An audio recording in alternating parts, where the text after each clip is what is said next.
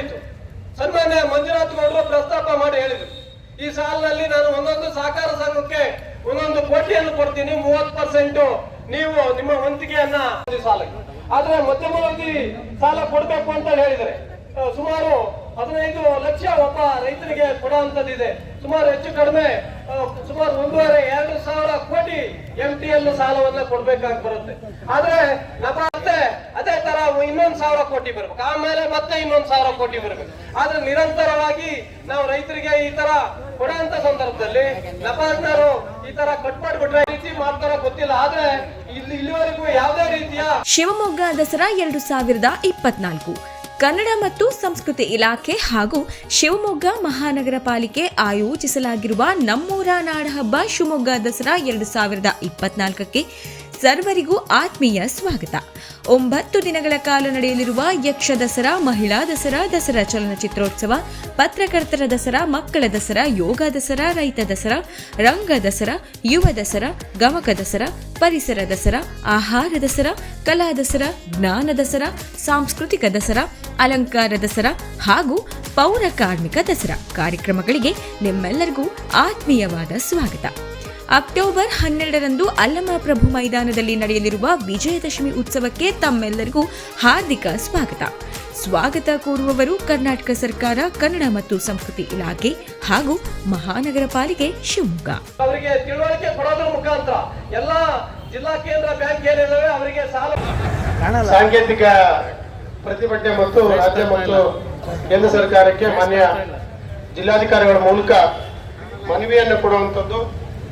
ಆ ಕಾರಣಕ್ಕಾಗಿ ಒಂದು ವಿಶೇಷವಾದ ಸಾಂಕೇತಿಕ ಪ್ರತಿಭಟನೆ. ಬಹಳ ಜನ ಮಿತ್ರರಾದಂತಹ ಕಸಬಾ ಸಹಕಾರ ಸಂಘದ ಅಧ್ಯಕ್ಷ ಕಾಂತರಾಜ್ ಹೇಳ್ತಿದ್ದ, ಏನ್ ದೊಡ್ಡ 50,000 ಜನ 25,000 ಜನ ಸೇರ್ತಿದ್ದು ಇದೇನು ಅಂತ. ಇಲ್ಲ, ಇದೊಂದು ಸಾಂಕೇತಿಕ ಪಕ್ಷಾತೀತವಾದಂತಹ ಸಹಕಾರಿ ಚಳವಳಿ. ನಮ್ದು ರೈತರ ಸಮಸ್ಯೆಗಳನ್ನ ಮಾಧ್ಯಮದ ಮೂಲಕ ಮತ್ತು ಜಿಲ್ಲಾಧಿಕಾರಿಗಳ ಮೂಲಕ ರಾಜ್ಯ ಮತ್ತು ಕೇಂದ್ರ ಸರ್ಕಾರಕ್ಕೆ ಮನವರಿಕೆ ಮಾಡಿಕೊಡುವಂತ ಒಂದು ಸಣ್ಣ ಪ್ರಯತ್ನವನ್ನು ನಾವು ಮಾಡ್ತಾ ಇದ್ದೀವಿ. ನಾವು ಈ ವರ್ಷ 1,300 ಕೋಟಿ ಬೆಳೆ ಸಾಲವನ್ನು ಶಿವಮೊಗ್ಗ ಜಿಲ್ಲೆಯ 174 ಪ್ರಾಥಮಿಕ ಕೃಷಿ ಪತ್ತಿನ ಸಹಕಾರ ಸಂಘದ ಮೂಲಕ ಕೊಡಬೇಕು ಅನ್ನುವಂಥದ್ದು ನಮ್ಮ ಒಂದು ಕಾರ್ಯಕ್ರಮ ಯೋಜನೆ.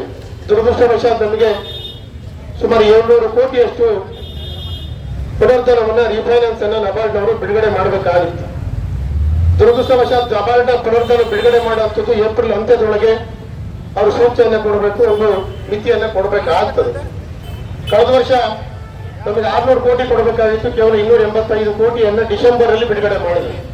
ನಾವು ಸಾಲ ವಸೂಲಾತಿ ಹೋಗೋ ಸಂದರ್ಭದಲ್ಲಿ ಸಾಲ ಬಿಡುಗಡೆ ಮಾಡಿದ್ರೆ ಸಾಲ ಯಾರಿಗೆ ಕೊಡೋದಕ್ಕಾಗ್ತದೆ? ನಬಾರ್ಡ್ನ ರೈತ ವಿರೋಧಿ ಧೋರಣೆಯನ್ನ ಅವಾಗ ನಾವು ಮಾಧ್ಯಮದ ಮೂಲಕ ಮತ್ತು ಮಲೆರ ಹಾಗೂ ಭದ್ರಾವತಿ ನಗರಸಭೆ ವತಿಯಿಂದ ನಾಡ ಹಬ್ಬ ದಸರಾ 2024ರ ಶುಭಾಶಯಗಳು. ಅಕ್ಟೋಬರ್ 12ರಂದು ವಿಜಯದಶಮಿಯಂದು ಭದ್ರಾವತಿ ನಗರದ ಹಳೆ ಕನಕ ಮಂಟಪದಲ್ಲಿ ನಡೆಯುವ ಬನ್ನಿ ಮುಡಿಯುವ ಕಾರ್ಯಕ್ರಮಕ್ಕೆ ತಮ್ಮೆಲ್ಲರಿಗೂ ಆದರದ ಸುಸ್ವಾಗತ. ಸ್ವಾಗತ ಕೋರುವವರು ಭದ್ರಾವತಿ ನಗರಸಭೆಯ ಗೌರವಾನ್ವಿತ ಸದಸ್ಯರು ಹಾಗೂ ನಾಮನಿರ್ದೇಶಿತ ಸದಸ್ಯರು, ಆಯುಕ್ತರು, ಅಧಿಕಾರಿಗಳು ಮತ್ತು ಸಿಬ್ಬಂದಿ ವರ್ಗ. ಡಿಸೆಂಬರ್ ಅಲ್ಲಿ ಬಿಡುಗಡೆ ಮಾಡಿದ್ವಿ. ನಾವು ಸಾಲ ವಸೂಲಾತಿ ಹೋಗೋ ಸಂದರ್ಭದಲ್ಲಿ ಸಾಲ ಬಿಡುಗಡೆ ಮಾಡಿದ್ರೆ ಸಾಲ ಯಾರಿಗೆ ಕೊಡೋದಕ್ಕಾಗ್ತದೆ? ನಬಾರ್ಡ್ನ ರೈತ ವಿರೋಧಿ ಧೋರಣೆಯನ್ನ ಅವಾಗ ನಾವು ಮಾಧ್ಯಮದ ಮೂಲಕ ಮತ್ತು ಅವರಿಗೆ ಪತ್ರವನ್ನು ಕೊಡೋದ್ರ ಮೂಲಕ, ಅರ್ಜಿ ಕೊಡೋದ್ರ ಮೂಲಕ ನಾವು ಈಗಾಗಲೇ ಪ್ರತಿಭಟನೆಯನ್ನು ಮಾಡಿದ್ವಿ. ನಾವು ಕಳೆದ ತಿಂಗಳು ನಾಪ್ಸ್ಕಾ ರಾಜ್ಯ ಅಪೆಕ್ಸ್ ಬ್ಯಾಂಕ್ಗಳ ಫೆಡರೇಷನ್ ನೇತೃತ್ವದಲ್ಲಿ ಬಾಂಬೆಯಲ್ಲಿ ನಾವು ಕಳೆದ ತಿಂಗಳು ನಬಾರ್ಡ್ನ ಅಧ್ಯಕ್ಷರಿಗೆ ಮತ್ತು MD ಅವರಿಗೆ ಈಗಾಗಲೇ ಮನವಿ ಪತ್ರವನ್ನು ಕೊಟ್ಟಿದ್ದೀವಿ ನಾವು. ಆದ್ರೆ ಅದೇನು ಆಗದೆ ಈ ವರ್ಷ ಕೂಡ ಏಪ್ರಿಲ್ ಮೇನಲ್ಲಿ ಬೆಳೆ ಸಾಲದ ಪರಿಮಿತಿಯನ್ನು ಕೊಡದೆ ಕಳೆದ ಸೆಪ್ಟೆಂಬರ್ ಒಂದು ವಾರದ ಹಿಂದೆ ನಮಗೆ ಪರಿಮಿತಿಯನ್ನು ಕೊಟ್ಟಿದ್ದಾರೆ.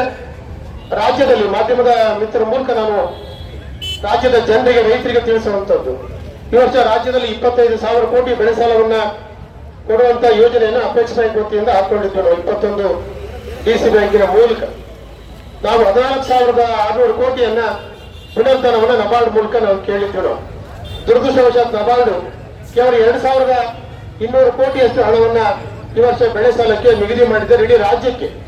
ಅದೇ ತರದಲ್ಲಿ ಶಿವಮೊಗ್ಗ DCC ಬ್ಯಾಂಕಿಗೆ 113 ಕೋಟಿಯಷ್ಟು ಹಣವನ್ನ ನಮಗೆ ಇವತ್ತು ಬಿಡುಗಡೆ ಮಾಡಿದ್ದಾರೆ ಅವರು. ದುರದೃಷ್ಟವಶಾತ್ ಕಾರಣ ನಾವು 1,300 ಕೋಟಿ ಕೊಡಬೇಕು ಅಂತಿದ್ದಾಗ ಬರೀ 113 ಕೋಟಿ ಹಣವನ್ನ ನಬಾರ್ಡ್ ನಮಗೆ ಬಿಡುಗಡೆ ಮಾಡಿದ್ರೆ ರೈತರುಗಳು ಅರ್ಥ ಮಾಡ್ಕೊಳ್ಬೇಕು. ರೈತರಿಗಾಗಿ ರೈತರ ಪರವಾಗಿ ಹೋರಾಟ ಮಾಡುವಂತ ಯಾವ್ಯಾವ ಸಂಘಟನೆಗಳಿದ್ದೀರಿ ಅವರೆಲ್ಲರೂ ಕೂಡ ಅರ್ಥ ಮಾಡ್ಕೊಳ್ಬೇಕು. ಮತ್ತು ಅತ್ಯಂತ ಹೆಚ್ಚಾಗಿ ಜನಪ್ರತಿನಿಧಿಗಳು, ಶಾಸಕರಾಗ್ಬೋದು, ವಿಧಾನ ಪರಿಷತ್ ಸದಸ್ಯರಾಗ್ಬೋದು, ಲೋಕಸಭಾ ಸದಸ್ಯರು, ರಾಜ್ಯಸಭಾ ಸದಸ್ಯರಾಗ್ಬೋದು, ನೀವೆಲ್ಲರೂ ಕೂಡ ಇದನ್ನ ಸಂಬಂಧಪಟ್ಟಂತ ನಬಾರ್ಡು ಅಥವಾ ಸರ್ಕಾರಗಳ ಗಮನಕ್ಕೆ ತಂದು ಸರಿ ಮಾಡದೆ ಹೋದ್ರೆ ಇದೊಂದು ಪ್ರಾಯೋಗಿಕವಾದಂತ ಒಂದು ಹೋರಾಟ ನಮಗೆ.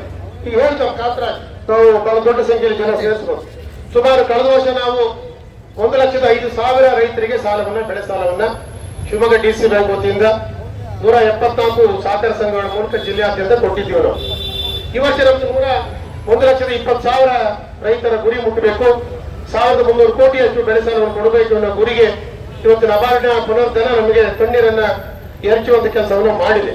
ಅದರಿಂದ ನಬಾರ್ಡ್ನ ಈ ಒಂದು ರೈತ ವಿರೋಧಿ ನೀತಿಯನ್ನ ನಾವು ಖಂಡಿಸ್ತಾ ಇವತ್ತು ರಾಜ್ಯ ಸರ್ಕಾರದ ಮುಖಾಂತರ, ಜಿಲ್ಲಾಧಿಕಾರಿಗಳ ಮುಖಾಂತರ ರಾಜ್ಯ ಸರ್ಕಾರ ಮತ್ತು ಕೇಂದ್ರ ಸರ್ಕಾರಕ್ಕೆ ನಬಾರ್ಡ್ ಅಧ್ಯಕ್ಷರು ಮತ್ತು ನಬಾರ್ಡ್ನ ಚೇರ್ಮನ್ರು ಮತ್ತು ವ್ಯವಸ್ಥಾಪಕ ನಿರ್ದೇಶಕರಿಗೆ ಮನವಿಯನ್ನು ಮಾಡುವ ಕೆಲಸವನ್ನು ಇಲ್ಲಿಂದ ಪ್ರಾರಂಭ ಮಾಡಿದ್ದೀವಿ ನಾವು. ನಮ್ಗೆ ಗೊತ್ತಿದೆ ನಮ್ಮ ಶಕ್ತಿ, ಸಹಕಾರಿ ಶಕ್ತಿ ನನಗೆ ಚೆನ್ನಾಗಿ ಗೊತ್ತಿದೆ. ಸೇರಿಸಬೇಕು ಅಂದ್ರೆ 1 ಲಕ್ಷ ಜನ ಸೇರಿಸೋದು ಕೂಡ ನಮ್ಮಿಂದ ಸಾಧ್ಯ ಅನ್ನುವಂಥದ್ದು.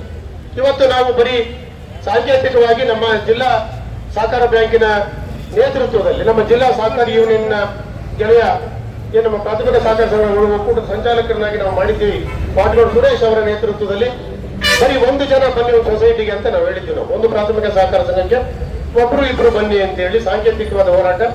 ಇದನ್ನು ನೋಡ್ಕೊಂಡು ಮುಂದಿನ ದಿನದಲ್ಲಿ ಬಹಳ ಪ್ರತಿಭಟನೆ, ಬಹಳ ಪ್ರಬಲವಾದ ಪ್ರತಿಭಟನೆಯನ್ನ ಮಾಡಬೇಕಾಗ್ತದೆ. ಪಕ್ಷಾತೀತವಾಗಿ ರೈತರ ಪರವಾದಂತ ಹೋರಾಟ ನಾವು ಮಾಡದೆ ಹೋದ್ರೆ ರೈತರು ಮತ್ತೆ ಇನ್ನೆಲ್ಲಿಗೆ ಹೋಗ್ಬೇಕಾಗ್ತದೆ. ಇವತ್ತು ಒಂದು ಹೆಮ್ಮೆ ಇದೆ ಸಹಕಾರಿ ಕ್ಷೇತ್ರಕ್ಕೆ, ಜಿಲ್ಲಾ ಕೇಂದ್ರ ಬ್ಯಾಂಕಿಗೆ, ನಮ್ಮ ಪ್ರಾಥಮಿಕ ಸಹಕಾರ ಸಂಘಗಳಿಗೆ ಒಂದು ವಿಶೇಷವಾದ ಹೆಮ್ಮೆ. ಯಾರು ಮಾಡದೇ ಇರುವಂತ ಪ್ರಾಮಾಣಿಕವಾದ ಕೆಲಸವನ್ನ ಕಳೆದ 20 ವರ್ಷದಲ್ಲಿ ನಾವು ಮಾಡಿದ್ವಿ ನಾವು.